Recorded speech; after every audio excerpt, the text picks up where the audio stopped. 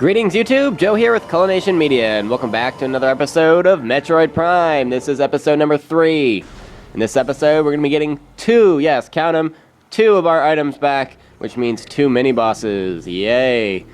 Alright, so, from the safe station, obviously we can't do anything with sandstone, we need Morph Ball bombs for that, but we can scan this. War Wasp Hive, primary War Wasp dwelling, only vulnerable to heavy weaponry.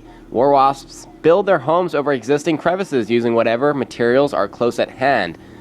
They carry building fragments back to the construction site with their forelegs and glue them into place with adhesives secreted from their abdomens. Well, that part is cool, but we can't destroy them right now because we don't have missiles, and that's what we need to destroy the hive, so we're just going to have to deal with the War Wasps being everywhere. Yes, our map is going to show us the seismic activity being located at the Hive totem yet again. And we're working on getting there. We're actually not that far. It's only a couple of rooms away. I thought it was a lot farther, but it's not. Might as well scan these War Wasps themselves as well. No, that's not a War Wasp. I had a feeling they were going to hit me there. War Wasp. Airborne insect equipped with a venomous stinger capable of shearing steel. That is a powerful stinger. The War Wasp rarely strays far from its hive unless it is pursuing an immediate threat. It attacks with no regard for its own survival, dive bombing its enemy with stinger extended. Fast-working toxins from the stinger can incapacitate most small organisms, and can do quite a bit of damage to Samus as well, so you're going to want to make sure that you kill them, because when you have a lot of them flying around, they can get kind of iffy. Unfortunately, we can't suck in any of the items that they left, but that's okay. Records show all water in the area has evaporated, so I'm guessing it's kind of supposed to be hot here, or that has to do with something similar to the whole toxic water issue. Alright, the only translatable symbol detected on this is Chozo. Okay. Well, that makes sense considering we're in the Chozo ruins. So just blow away all these scarabs, and yeah. Oh, they're all over the wall. That's craziness. Again, they don't really do anything to you. They just kind of sit there and wait for you to run into them, so if you don't run into them, you're good. Oh, another War Wasp hive that we can't destroy. Fantastic.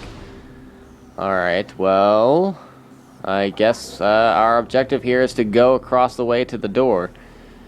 Nothing else to do in here. There is actually a missile expansion in here, but we can't get that at this point, so we'll be coming back for that. What are you? It's like a firefly. Plasmite. Small insect capable of storing and releasing thermal energy. Obviously.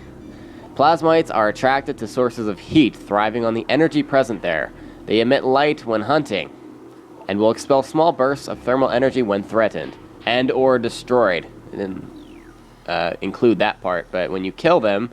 Oh, I guess I'm going to have to kill you because you won't let me by. They kind of explode in a little flare of energy. So, in some of these rooms, they are your only source of light. In other rooms, they're just kind of unnecessary. Like this room, you can destroy them and you'll still be able to see. But there are other rooms in the Chozo ruins where you will not be able to see anything if you destroy them. So, keep that in mind. Alright, and this is actually the Hive totem, as you can see. So, we're going to investigate this seismic activity. And by investigate this seismic activity, I mean get attacked by whatever's causing it. And yes, that gauge on the right, on the left that says warning at some points usually is warning you about something that is going to damage you, like lava or poison water. So it's basically like your own personal little gauge of danger, which I think is really cool, and a lot of people don't really pay attention to it, but it's a good idea to look at it every once in a while. See how it says warning right now? Alright, so we're kind of forced into battle here, and we're surrounded by poisonous water now, and these War Wasps that are ramming us. And these are a different species of War Wasp than the ones we were encountering before. Ram War Wasp, airborne predator, circles its prey and then strikes, unlike the other ones that just kind of strike. The War Wasps are the only species on Talon 4 to evolve a true hive mind, nesting in damp, dark places. Ram War Wasps emerge in small groups when threatened and circle their enemy at high speeds, disorienting it. Striking from all sides as a single intelligence, they can fell huge organisms, and that includes Samus Aran. Remember that you only have 99 health, we haven't gotten any energy tanks here, so you need to be careful. This battle could be kind of iffy. Once you destroy all of the War Wasps that were circling you, aim for the red light that's coming out of the machine directly in front of you. Alright, so a lot of times the War Wasps will stop kind of sort of in front of you, but I recommend using the radar in the top left-hand corner of the screen. This device is emitting a high-frequency signal. This may be the cause of the War Wasp swarms. Obviously it is, because it's shooting out the War Wasps. Anyway, as I was saying, using the radar in the top left-hand corner of the screen is going to help you out a lot, because you can see the War Wasps circling, you can see how many of them there are, and you can see where they are when they stop, which is important.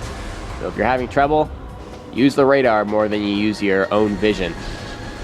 And if you're fast enough, you'll be able to knock out a couple of them as they're coming out of the War Wasp Hive machine thingy. The Hive, totem, whatever. Alright, so I think there's 3 sections, and once it spins and you destroy all 3 sections, the water is going to blah, blah, blah, blah, blah, blah, blah. I can speak English. Yes. Okay, it's going to subside. That's what I meant to say. The water will subside, so you don't have to worry about the poison water right now. And where the machine was, you'll notice that there's a giant missile-looking thing. And that's going to be the missile launcher. So it didn't take very long, but we have our missiles back. So now we can destroy War Wasp hives. We can destroy things with, I believe, brimstone. And we can also open the doors with missile blast shields, like the one directly in front of us. And unfortunately, we only start with 5 missiles, so we're going to be on the lookout for missile expansions, which every time you find one, it increases how many missiles you can carry by 5.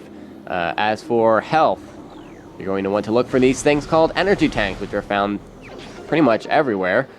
And it increases your maximum energy by 100. And as you can see next to the 99, there's a little square there, and that means that it's an extra block of energy, so it's an extra 100. So that part is cool. You're going to want to look for those. A lot of them are hidden, and you have to do things that aren't necessarily required by the storyline or the plot in order to get them. We don't have the Morph Ball yet, so we can't go through where that small hole was, so we need to go back the way that we came, which kind of makes sense. And if you remember correctly, in the main plaza there was a door that had a missile blast shield on it that we could not go through, that was actually close to the entrance, I believe. So we're going to be heading back there, and we'll head through the door, and we'll get on to our next item, which should be the Morph Ball. Oh, go away, you... What are they called? Phasites? And we'll destroy that War Wasp hive, which is awesome. That's going to save you a lot of trouble, because the War Wasps just keep coming and keep coming and keep coming.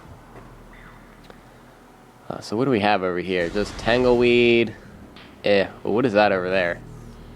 Scan it. Stress points present, not present, in Brimstone Wall. A concussive blast may shatter it.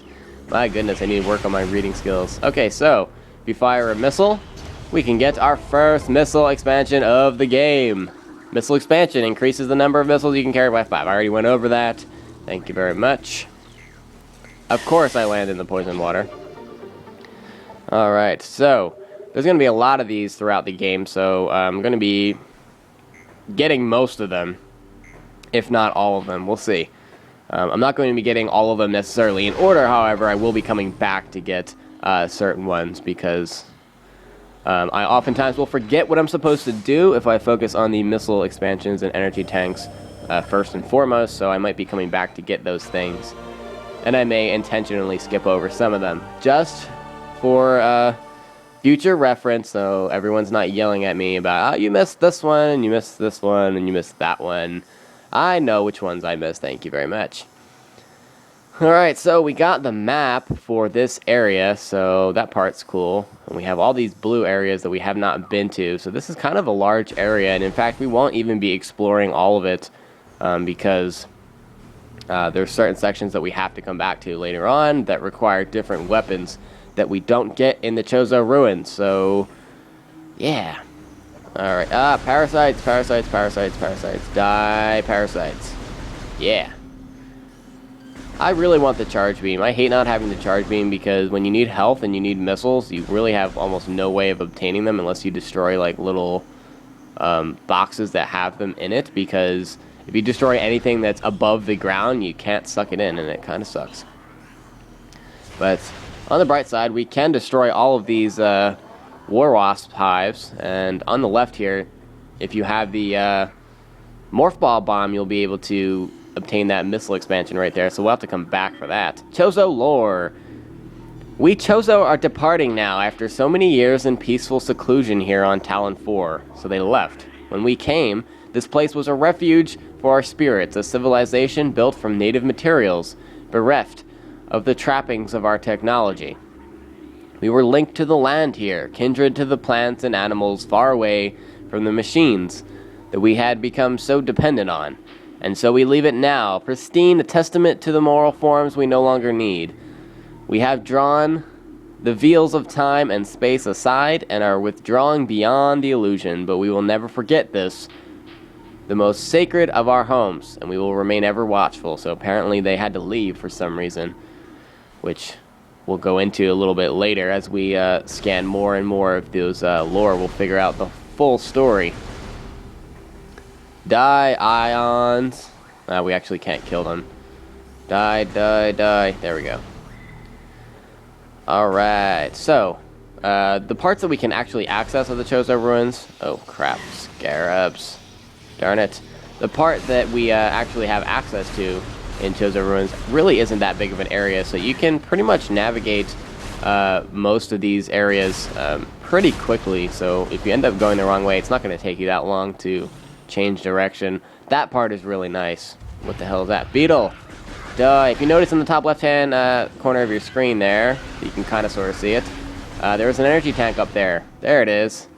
And we'll be going to get that shortly. But I don't think we're going to do that in this episode because we're busy. We have another boss battle to go to.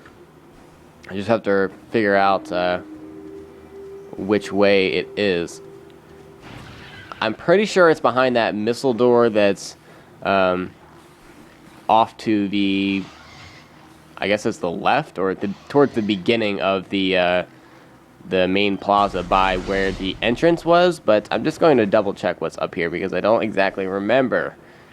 There's a missile expansion over there that we can't get yet. It's a good idea to keep note of all these things because in a lot of these areas you'll just, especially at the beginning of the game, you notice all these things that are there that you can't get yet, but it's best to just keep that in mind so that you can grab them later. Scarabs, scarabs, scarabs. And it looks like we need the Morph Ball to enter this area, so yeah. Apparently this is not the right way to go. I'm thinking that my hunch was correct. And no more enemies. I don't see any more missile expansions or energy tanks, so looks like we're out of luck here. I came from that door, so it's going to be this way. Alright. Oh, just shut up, Beetles. I don't even want to bother with you right now. Alright, so go through the missile door. And we've got more scarabs. Scarabs, scarabs, scarabs. They're everywhere. And they're very annoying as well. Crap. Seriously? Oh, okay. Die, scarabs, die, scarabs. I'm excited to have the Morph Ball back because it helps you move a little bit faster in a lot of areas.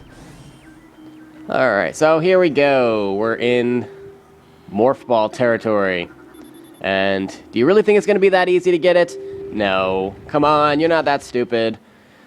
So, there's beetles everywhere. And they're literally everywhere. And they just keep coming. So just mash the A button as much as freaking possible. And try not to get caught in the middle of them. The bright side here is that they're so close to the ground that when you do destroy them and they drop health, you can actually pick it up because they're not levitating. And if you want to use missiles, you can. It kills them in one hit. That part's cool. And once you destroy all of them, it's the Beetle Daddy. Actually, I don't think it's their dad. It's just a different kind of beetle. And it's surprisingly not that difficult to destroy, especially once you get the charge beam, but we're going to use missiles to kill it, which will be even easier. Plated Beetle. Well-armored burrowing insect, vulnerable only in the rear abdomen, so that red area is the only place that you can actually shoot it. Creature's thick cranial plating can repel frontal attacks. This gives it an advantage in combat. It likes to use ramming attacks, only surfacing when it detects vibrations above. It then maneuvers itself so as to always face its rival, keeping its exposed abdomen protected. But the problem is that it will charge at you after moving sideways. And then we can strafe, shoot a missile at it, and then with a couple more shots, it's going to blow off the abdomen part, and it's going to die after squirting out a bunch of green, gooey stuff. And yeah, that's it for this battle. It's a lot easier than the Hive totem battle, but that's alright. Once you jump up here, we're going to grab the Morph Ball. So, this has been a very productive episode, I have to say, because we got back our missile launcher and our Morph Ball, and it only took about like 15, 16 minutes, so that part's cool. Alright, what else do we have in here? Multiple microscopic fractures found throughout sandstone.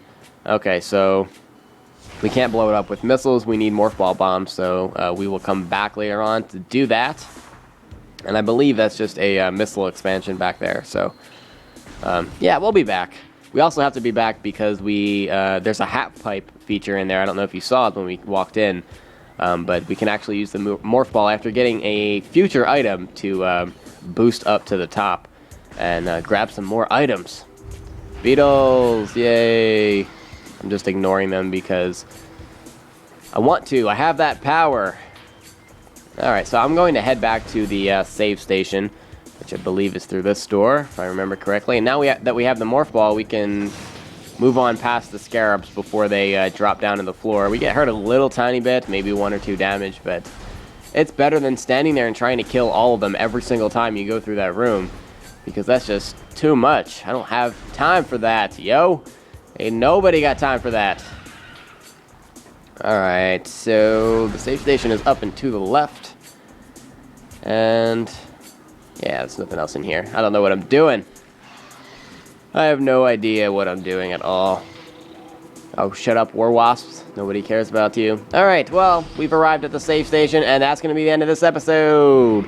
In the next episode, we're going to try to get back another item, but I don't know if we're going to get to it. We'll see. We have a couple more left to get in the Chozo Ruins. But thank you very much for watching, and please stay tuned for episode number 4. Game on!